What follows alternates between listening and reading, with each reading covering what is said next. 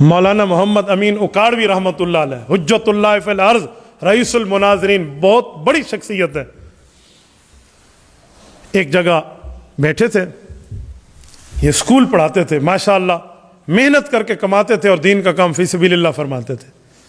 تو ان کے ساتھ ایک اور استاد تھا. اس استاد نے جا کر ہیڈ ماسٹر اور پرنسپل کو شکایت لگائی کہ پرنسپل صاحب، امین اکاڑوی حنفی دیوبندی ہے، یہ سنی حنفی دیوبندی ہے، یہ درود شریف کا منکر ہے، یہ نہیں پڑھتا. تو پرنسپل بہت حیران رہ گیا کہ اتنا بڑا عالم اور تو کہہ رہا ہے وہ درود شریف کا منکر ہے یار. تو اس نے اس کی موجودگی میں کہا تو بیٹھ ذرا، میں اس استاد صاحب کو بلاتا ہوں. انہوں نے کہا جی سڈو صاحب. وہ آ گئے. تو مولانا اکاڑوی رحمۃ اللہ علیہ سے پرنسپل نے کہا کہ حضرت آپ درود شریف کے منکر ہیں؟ انہوں نے کہا جی نہیں، میں تو درود شریف کے بغیر نماز کو مکمل ہی نہیں سمجھتا، اور میں درود پڑھتا ہوں. التحیات کے بعد اللہم صلی علی نہ پڑھیں ہم، اللہم بارک نہ پڑھیں، ہماری نماز مکمل ہی نہیں ہوتی. تو پرنسپل نے اس کو دیکھا کہ یہ تو درود شریف پڑھتا ہے. انہوں نے کہا حضرت بیٹھ کے پڑھتا ہے، کھڑے ہو کے نہیں پڑھتا.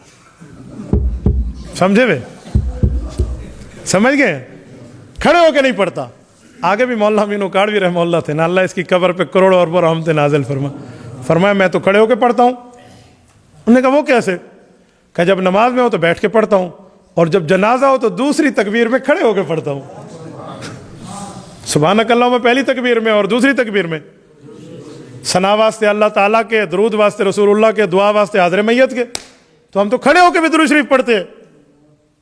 اس پرنسپل نے اس کو کہا یار یہ تو کھڑے ہو کے بھی پڑھتا ہے. اب تو پھنس گیا نا. اب اس نے ایک طریقہ اور اختیار. انہوں نے کہا حضرت درود پڑھتا ہے لیکن الصلاۃ والسلام علیک یا رسول اللہ والا درود شریف نہیں پڑھتا.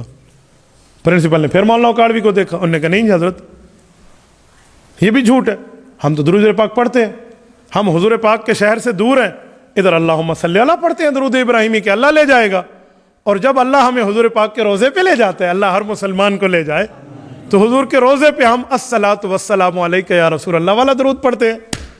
ادھر سے فرشتے لے جاتے ہیں، ادھر سے خود پڑھتے ہیں. کیوں؟ درود شریف تحفہ ہے، اور تحفے کا اصول یہ ہے دور سے بھیجا جاتا ہے اور قریب میں پیش کیا جاتا ہے.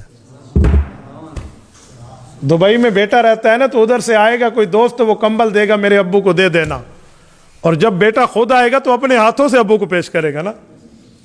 کہا ہم ادھر سے اللہم صلی اللہ کہتے ہیں، دور سے تحفہ بھیجا جاتا ہے اور قریب سے خود پیش کیا جاتا ہے. اور ہمارا عقیدہ اور نظریہ ہے حضور علیہ السلام اپنی قبر مبارک میں موت کے بعد زندہ ہے، وفات کے بعد زندہ ہے. آپ کا نظریہ ہے یا نہیں ہے نا؟ تو ہمارا تو عقیدہ ہے. اور حضور کی قبر پہ سلام پڑھے اللہ کے رسول خود سنتے